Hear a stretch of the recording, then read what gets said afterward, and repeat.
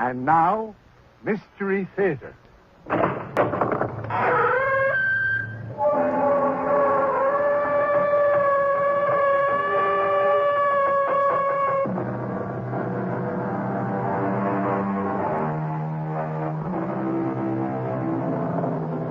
Come in. Welcome. I'm E.G. Marshall. Welcome to the world of terrifying imagination. The fear you can hear. No breath of it yet as we begin our tale and meet Stephen and Simon Fairley. The occasion is solemn, as death should be. But all else for these identical twins is a wild sense of freedom and expectation, with no hint of the dark disasters already forming as they listen to the words of their father's last bequests. And that the whole of my estate shall be disposed of as follows. To Stephen Fairley, my firstborn son, I leave all my worldly goods in entirety. Well, thanks a hunk for nothing, dear old Dad. There is a clause that refers to you, Simon. Then let's hear it. To my second-born, Simon, I leave only advice. Mend your ways. It is inconceivable to me, and has been most of my life, that you could be brother to Stephen, much less his identical twin. Now, that's enough, Mr. Holcomb. Well, there are some small bequests. No, we can take them up later. I'm really sorry, son. Well, so am I, Stephen. I never expected the old crook to outfox me. I hope he rots in hell. That's a damnable thing to say. Precisely. Since this family long ago decided I'm the devil's own, why shouldn't I be his advocate? Or apostate? To hell with us all, Stephen. And may I be the last to join you.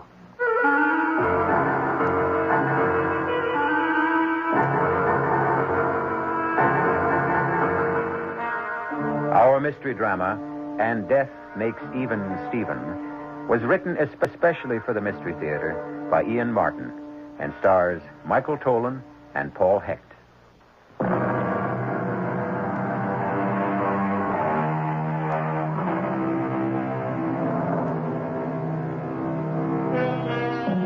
It was true of the Fairley twins. Physically, no one could ever tell them apart. But their personalities, that was something else again.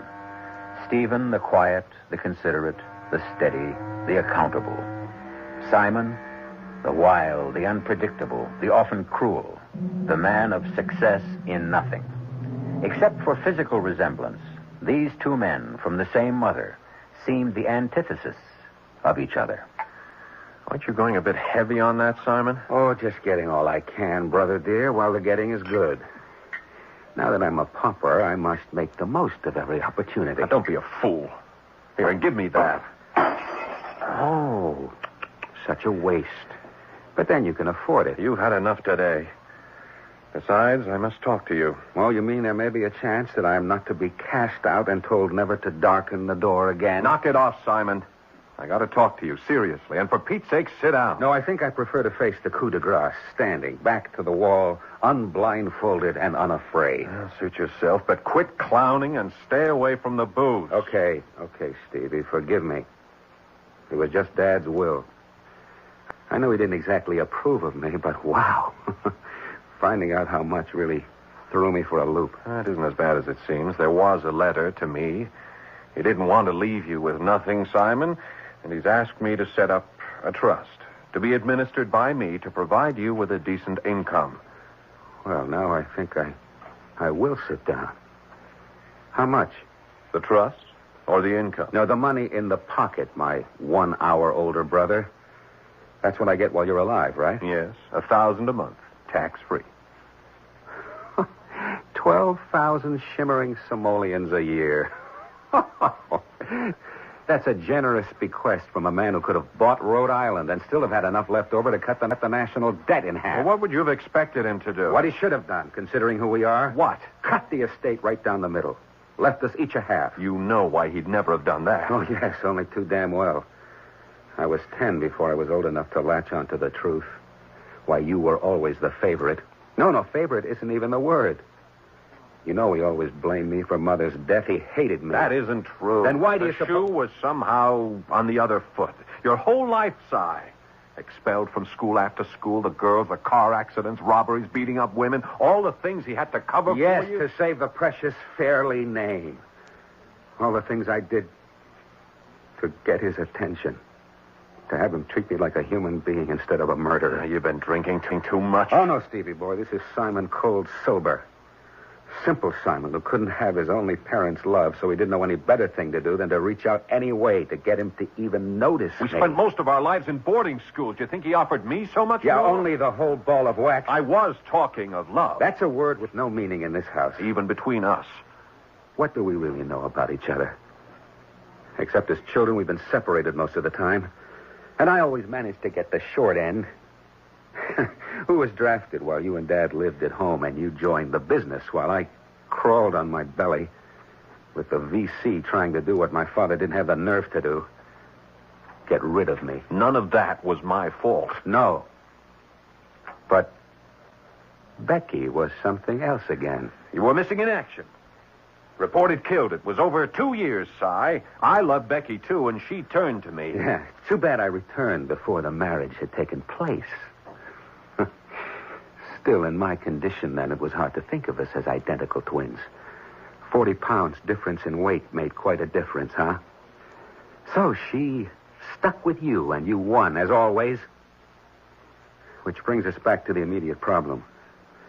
Are you ready to cut the estate right down the middle and give me half? Don't be ridiculous. But you are the brother who is all love. The money isn't dollars and cents, Simon. It's the shipping business, the holding company, the import-export exchange, 100 interlocking parts. All right, then buy me off. $1 million, a couple of million, out of those nice, anonymous, numbered Swiss bank accounts. And then you can do what my father longed his whole life to do. Forget I ever existed. Or that I still do. No way. Now, in 3 to 5 years, you'd blow it all on women and every grifter who got next to you with his get-rich-quick scheme. No. Father was right. I may have found him hard to love. Oh, you worked hard enough to toady your way into his affections. Perhaps I was sorry for him.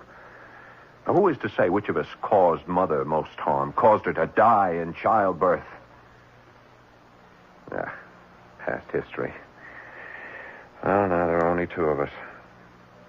Now, come on, Si, won't you accept Dad's suggestion and warn him in some decency? $12,000 a year?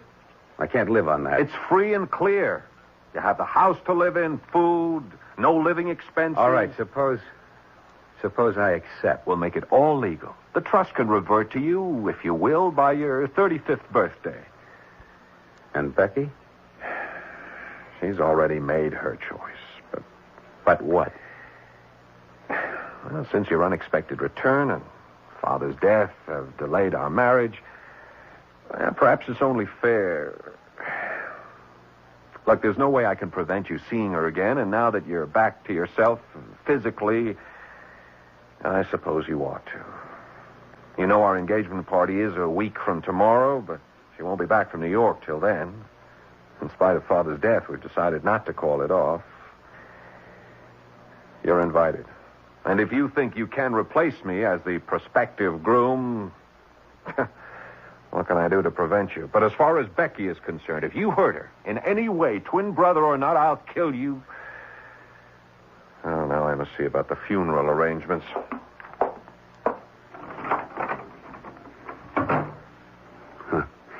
Not you, dear brother. I'm the one with everything to gain. If only I knew the way.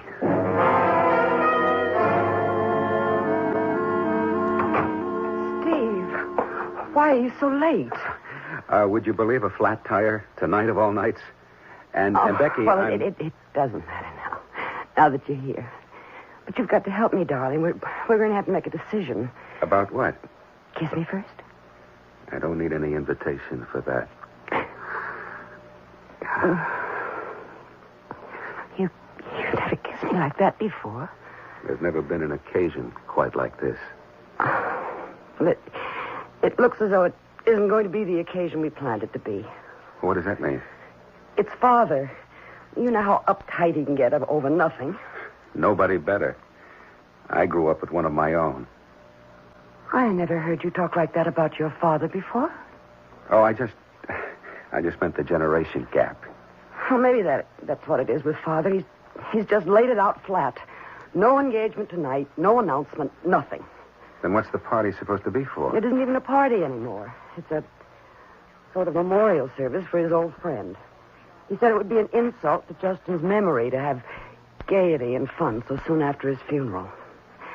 But I want us to be engaged. I don't want to wait. Look, I have an even better idea. What? Let's you and me slip out right now. Forget the engagement and get married. But how? We have no license or... Look, we're less than 20 miles from a state where all we need is the fee and 2 witnesses. You really bowl me over, Stephen. That's more the kind of thing Simon would do. Well, Simon was a bit of a whack, I guess. Simon was a lot worse than that. There are things I could tell you about your brother. Well, that's past history. How is he now? The very picture of health. It's unbelievable. When he got back from prison camp, I could hardly recognize him. He'd had a rough time. I know. And that's why I was so ashamed of myself for... For what? Don't tell this to anyone, Steve. But I always used to be so scared after Simon and I had broken off and it was you and me. Scared of what? Just hold me. You're so uncannily alike. Even I, who know you both so well, was scared I might not be able to tell the difference. Oh, darling, what a terrible thing to have to say or even think. Don't think it. Put it out of your thoughts. I can't. It's eerie. It's terrifying to even consider I could ever mistake my kind, gentle, loving Stephen for that wild, brutal twin who would have destroyed us. Darling, don't look back. Kiss me, and then let's take off together. Oh, Steve, I can't. Not with the guests Then kiss here. me. No, not I with... said kiss me. Damn.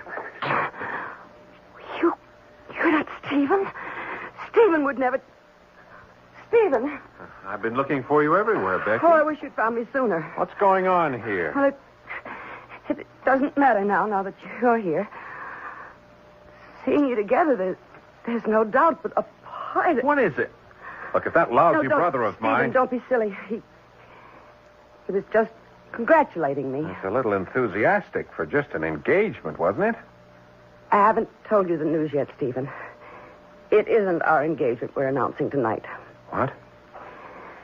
It's our wedding, and as soon as possible, unless you object. Oh, of course not, but your father... You leave him to me. I'll arrange everything. You lead, I'll follow. When's the day? Just as fast as we can get the license. Like day after tomorrow, or the one after that at the latest.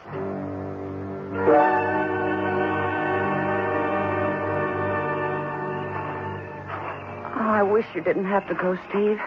We should have been the party tail enders. I gotta get Simon home. He's practically out cold. Yeah. Come on, Simon. Come on, get in. Yeah, no, the driver's seat. You're in no condition to drive. Well, you're a lousy driver. I'm better at the wheel than you, drunk or sober. Oh, would you get in the car?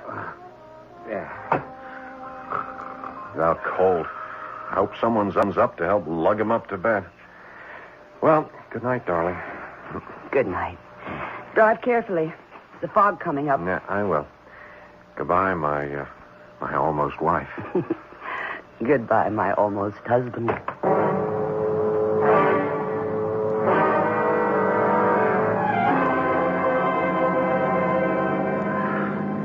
I'll show them all.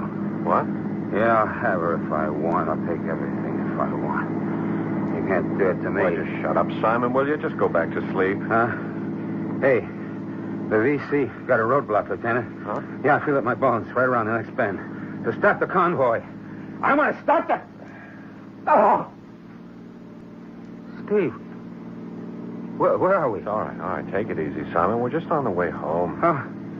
How come I'm not driving? Because you passed out. Well, the road. Where's the road? We're off the road. Cut it out, you fool. It's just fog. No, off the road. Back to the left. Would you let You go gotta of the get wheel? back to the left. Get a slow still. You gotta go left. We're going right into the ditch. Would you let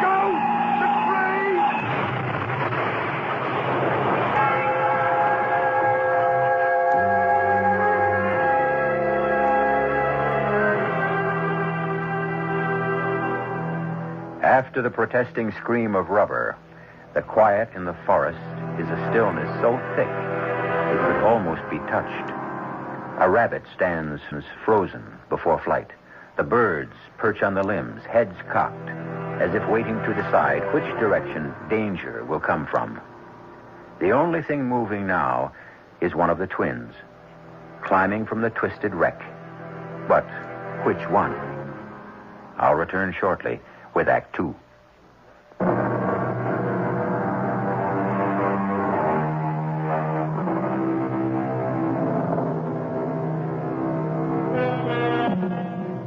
The birds have risen and are off in a whir of wings. The rabbit has long since reached the safety of his warren before Simon Fairley has determined that the blood dripping in his eyes is from a minor gash in the forehead, and the rest of his aches and pains are just contusions and bruises. Only now does he go to look at his brother, pinned between the steering wheel and the seat cushion. Steve? Steve, are you all right? You're not dead. You can't be. Dead. It would solve everything. It would all be mine, and no blame for me. He was driving. Steve? Steve, can you hear me? Damn, it's so difficult to get at your heart to hear. I can't feel any pulse. Dead. No more second-class citizen. I'd be number one at last. The house, the money, even... No, not Becky. She's beyond me. Unless I could get away with it. I already did before I got careless and Steve turned up. Yes, that's it. That's the way. Make an exchange. Just get Steve out of his seat into mine.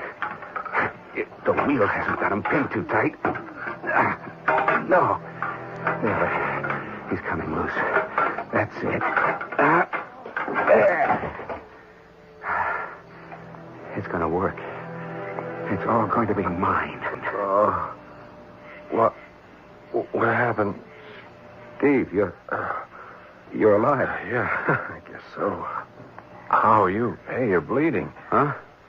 Oh, I just cut my head a little. It's nothing. Oh, I can't get up. I think I sprained my ankle. Maybe broken it. Here, give me a hand, Si. Some sort of jagged rock under my back. Could you move it or help me up? Yeah, let me see. Oh, it's just a rock. Let me get rid of it and then... Get rid of it? Or use it? What are you waiting for? I'm not waiting any longer. Well, then, for the love of...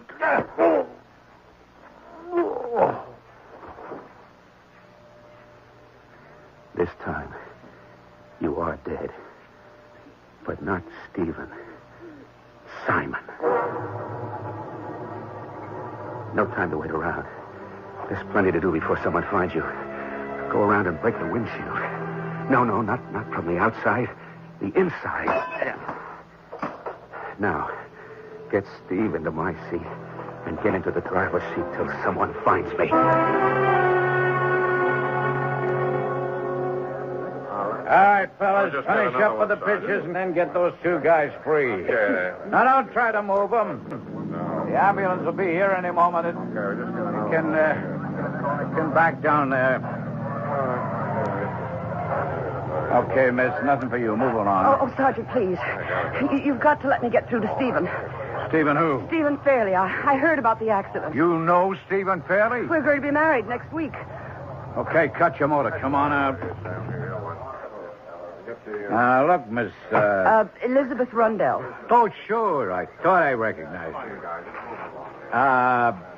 Well, what is it, Sergeant? Can't you take me to the car? Well, he's not badly hurt. Look, Miss Rundell. Do you happen to know who was driving the car? Well, yes, as a matter of fact, I do. It was Stephen. You sure of that? Quite. They'd only just left an engagement party at my house, and Simon had too much to drink, so Stephen took the wheel. They look so like each other, I can't blame you for not being... They don't look nothing like each other now, lady. Well, they're not... Stephen isn't dead. The passenger is dead. The driver is alive. Oh. That's your guy. How bad off he is, we won't know till we get into the hospital.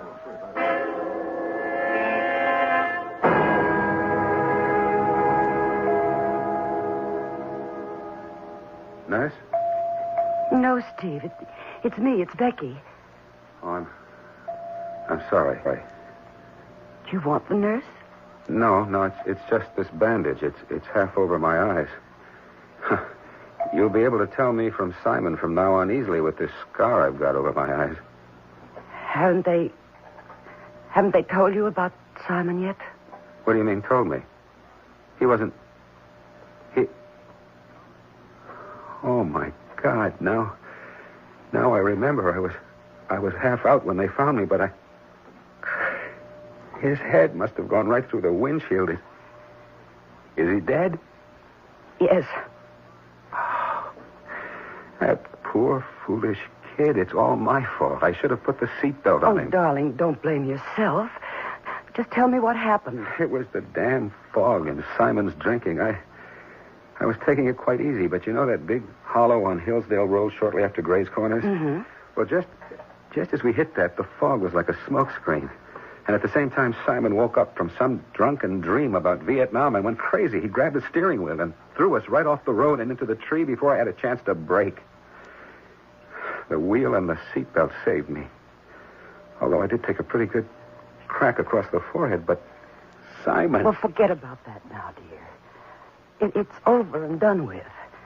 Just let's get you well. Oh, I'm fine, Becky. I've gotten a clean bill of health. Nothing broken, just a few bruises and a little embroidery above my eyes. You think you can manage a slightly piebald groom with a bandage headband? Oh, now look, Steve, we can't have the wedding as we planned it now. Why not? Well, how would it look? I don't care how it looks. It was my father and brother, and there was little love lost among us. I can tell you the truth now, dear. But I thought you and your father... My father was a hard man. Selfish, domineering, insensitive. He was more like a machine than a man. He was proud of me not because I was his son, but because I was his heir.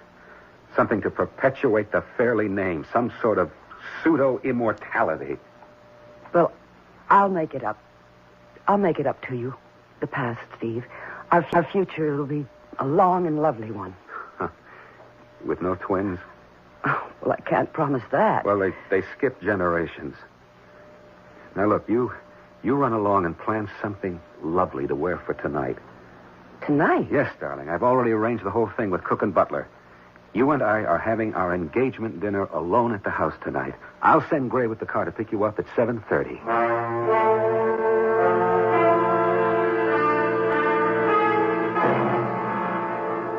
And please forgive me for troubling you with affairs of state, so to speak, the very day you're out of the hospital. That's all right, Mr. Holcomb, but I am a little short of time. Yes, of course, by all means. Now, what I need is a number of signatures from you. Signatures? No, just some legal papers and certain certified checks which can't wait. Damn. Well, look, you'll have to give me a day or so until they can take the bandage off this right hand of mine. I can't sign anything until they do. Oh, my apologies. Of course, I hadn't realized. Of course, everything can be delayed. Except for one thing. What? Well, there's a piece of correspondence I don't quite understand. Apparently some sort of a private deal between you and Pesin Joglu and Company. Who? Pesin Joglu and Company, a Turkish import-export firm with whom we have some dealings. You know, Persian rugs, tabourets, ancient jewelry, inlaid cabinets, silk screens, objects of many descriptions. Yes. But I don't know what consignment this letter, opened by mistake after your father's death, refers to. Well, damn this forehead bandage. You, read it to me. Oh, yes, very well. Omitting the formal address, it reads, Dear Stephanos, we are still awaiting payment, consignment YB382-7. We are informed that delivery has been received. Unless your check for $48,000 or equivalent reaches us within the week, we will be forced to take action against you. We know this must only be an oversight. Yours sincerely, Demetrius Pessin. Well, why don't you just pay it? Oh, Mr. Faraday, no one else in the company knows anything about this consignment, except you. Me?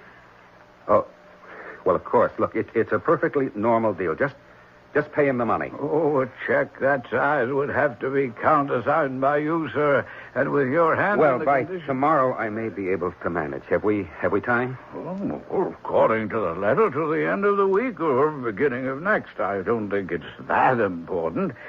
All that puzzles me is the nature of such an expensive secret and, well, shall we say, a personal consignment. I don't think I have to account to you for that. Oh, not to me, but eventually when the books are... If you must know, it was a wedding present for my wife.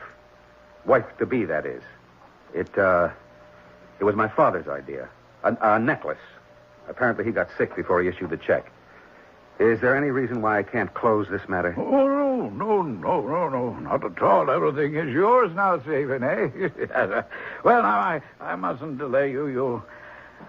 You will be postponing the wedding this Saturday, I suppose. No. Well, but there's scarcely time for your brother's funeral. It was Simon's desire to be cremated. It's already been done. There will be no funeral. Ah, I see.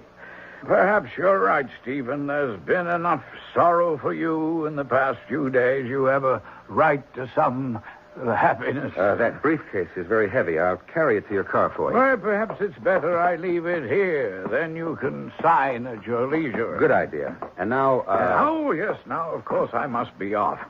Well, I expect you'll be taking a honeymoon, you and Becky. So we won't be seeing you at the office for quite a while. No, not for quite a while. Here you are, Mr. Holcomb. Let me help you in. Thank you. Yeah. Now, call me as soon as you're ready with those signatures. The signature. I'd better get up to Steve's room and start learning to copy it. And what the devil is that business with the trade? I've got to get away from here fast. There are too many things I don't know about Steve. Everything's working too well to make any mistakes now. I guess I have time to go through Steve's desk before I have to get dressed. Damn, it's locked. Naturally, Simon. Among your other unpleasant characteristics, you've always been a sneaky little snoop. Steve! Not exactly in the flesh, of course, thanks to you, but Steve just the same. We're something rather special, you and I. Even though you've somewhat altered my appearance, I am still your twin.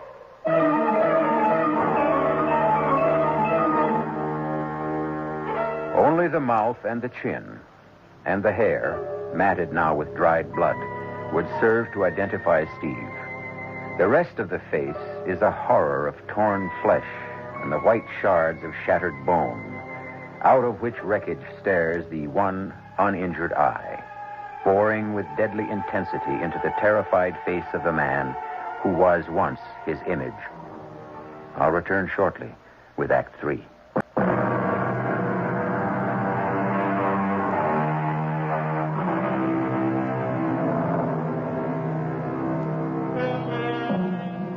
Frozen with fear and fascinated by that single hypnotizing eye, Simon is forced, for what seems an eternity, to focus on his twin's ruined face, the mocking smile and the white, even teeth, a ghastly contrast which multiplies the horror of the broken skull above them. At last, with a supreme effort, he tears his eyes away to find himself staring at the reflection of his own countenance in the mirror above the desk. No. Oh, God, no. Don't cover your face, little brother. Leave me at least with a memory of how I once looked. You're dead. Cremated. You can't be here. As I said, not in the flesh, but we are hatched from the same egg, Simon. You can't get rid of me so easily.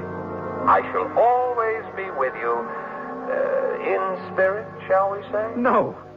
No, leave me alone. I will. When it serves me. Or you. Steve, I didn't mean to. Of course you did. I might possibly have done the same if our positions had been reversed. What? You have a lot to learn about me, little brother, which you would have in time. To avoid breaking open my desk, let me offer you the key.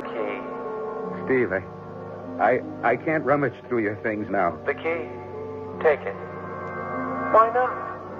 And since time is short before the dinner, I'll even help you understand a little better. Open the desk. Yeah, the left-hand pigeonholes are a false front. No, here. Let me.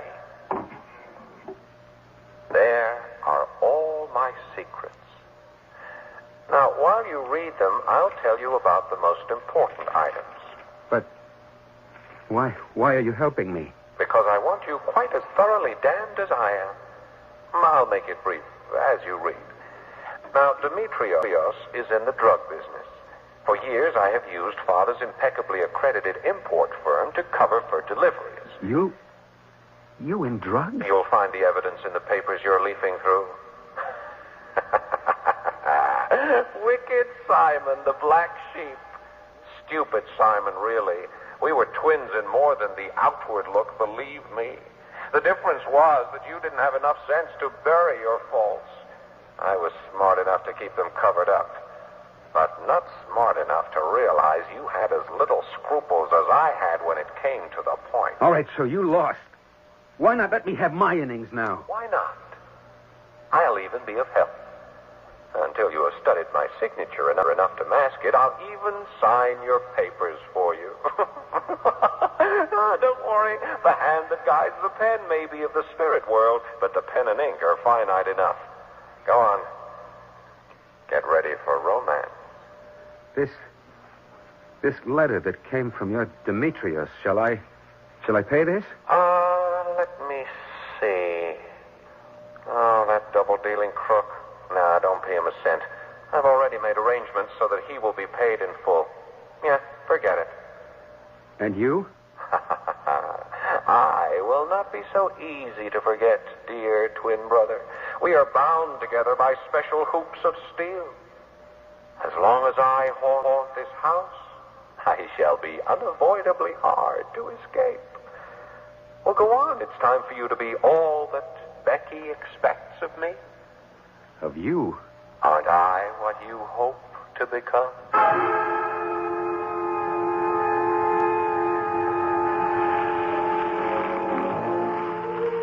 It's really too hot for a fire, but I couldn't resist it. I'd find it irresistibly romantic, even if I were bathed in sweat, which I'm not. Can I make you another drink? No, thank you. I want to enjoy this dinner and remember it. There's champagne. I'd be disappointed if there weren't. I don't want ever to disappoint you, darling. Oh, my darling Steve. Not you, ever. I'll try to live up to your expectations. Do you love me? I love you. I've always loved you. Now that I came so close to losing you, I love you even more. Oh, it's a terrible thing to say, I know, but thank God it was Simon instead of you. Shh, darling, let's not spoil the evening. I've sent all the servants out, you know. We're all alone. You sure you don't want another drink? No. But can I make a confession? Of course. I'm famished. Mademoiselle et servie. May I escort you to your table? Thank you, monsieur. Oh, Stephen. How pretty the table is, and my favorite roses. But why? Why what, Becky? Why is it set for three? You don't mind my joining you, Simon, do you? Suitably dressed, white tie and tails, and the face mask I thought was a stroke of genius. It hides the damage so nicely. Did you say something, Stephen? That damn Joseph, he's in his dotage. I suppose he's so accustomed to setting for three that he just... Don't blame the poor butler. I set the third place. Damn you! I won't have it. There's only us. Steve! Steve, what is it? I'm sorry, Becky. I can't help it. It's all spoiled now. Let's get out of here and eat somewhere else. I've got to get away from this house.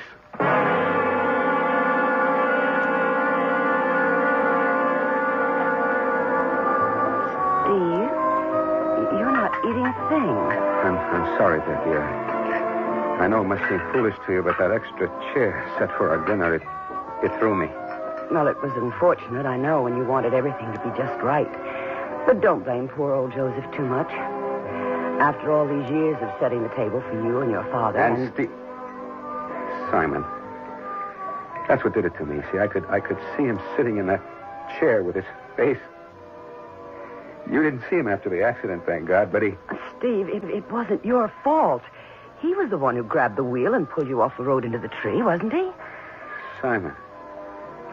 Yes, Simon was the one, all right. That's true enough. So you mustn't take the blame. As long as I live in that house, he'll haunt it. The memory of him, the battered face. Well, we'll solve all that. You won't live in the house. You'll move out to a hotel tonight, and after we're married on Saturday, when we come home from the honeymoon, we'll buy a new house. Hey, wait. I have an even better idea. Maybe we'll never come back. Never? Maybe we'll settle in Rome or Paris or the Costa del Sol. Or just travel. I've always wanted to see Mont Saint-Michel and the Tivoli and Taj Mahal. That's my girl. That's what we'll do. Free souls with never a look behind. Becky, we've got it made, you and me. From here on in.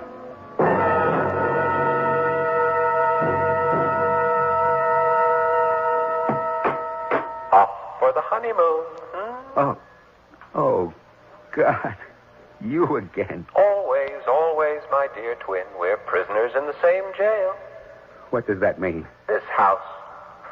Oh, I know you think you're escaping it for a while, but that's only temporary. Take it from me. Becky and I are off for a honeymoon. Of course. Not till Saturday, though.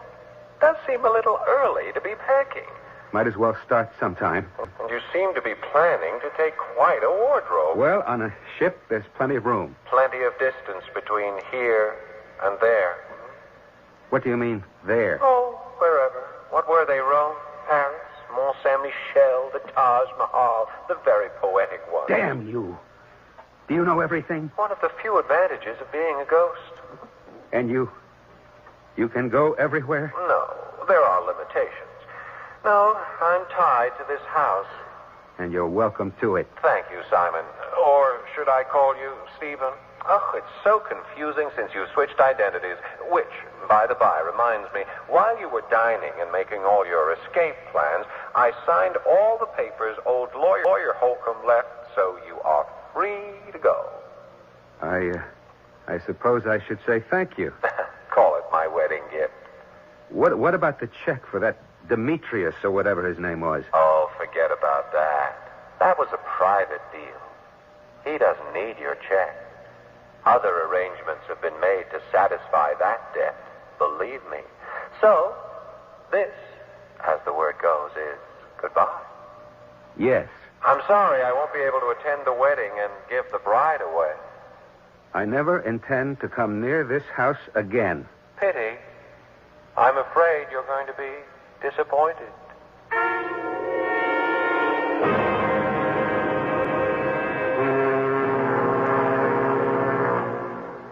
You like the cabin all right, Becky? Oh, it couldn't be more perfect. How about your new husband? Ditto. Well, just keep feeling that way. Darling, you'll have to excuse me for a minute. Why? Oh, I don't know. The assistant purser just told me someone from the office needs an okay or something before we sail. He doesn't have a pass, so they wouldn't let him aboard. I'll be back in 10 minutes. What, don't miss getting back on the boat. Don't you worry. It took me long enough to catch it.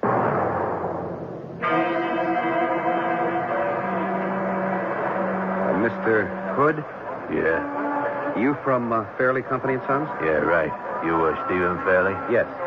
Good. I got a message from you from my boss. Can we step over here to my car? Well, the boat's too near sailing. You just tell me here. At the car.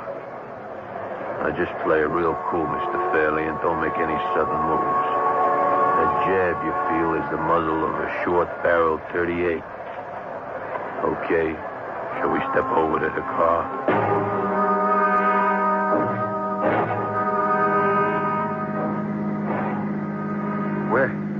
Where are you taking me? Little spot on the Jersey Flats. Ain't exactly quicksand, but you'd be surprised how fast that slime sucks up a body that ain't moving. You're not going to kill me.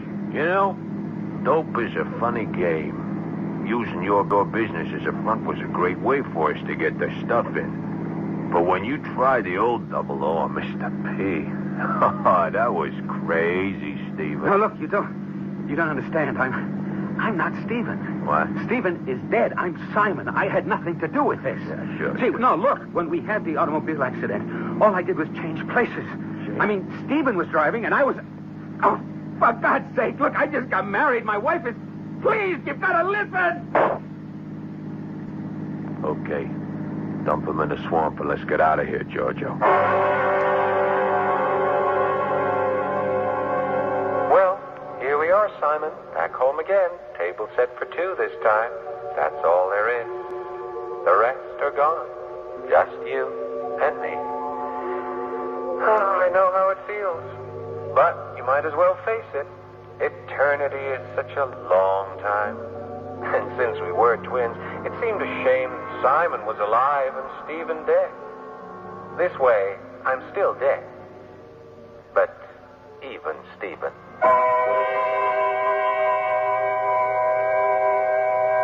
A footnote to the tale you just heard. Mr. Hood's quagmire proved less effective than its reputation, and Simon's body was recovered. Since he had served in the Army, an examination of his fingerprints established the deception about the death of the twins. The tangled result of the estate is unimportant, since there was no heir. But at least Becky gained a measure of peace in finding out that she had not tied her life to a man who would have ruined it. I'll be back shortly.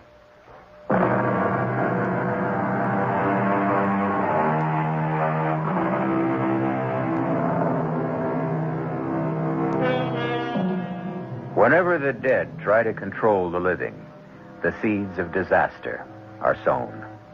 At the beginning of our tale, Justine Fairley lay in his bed, whitened with the wax of death, his stubborn mind at peace with the thought that he had settled the future of his twin sons. Sic transit gloria mundi. So passed the triumphs of this world. He could no more control the accident of their birth than he could their deaths. Our cast included Michael Tolan, Paul Hecht, Joan Lovejoy, and Ian Martin. The entire production was under the direction of Hyman Brown. This is E.G. Marshall inviting you to return to our Mystery Theater for another adventure in the macabre. Until next time, pleasant dreams.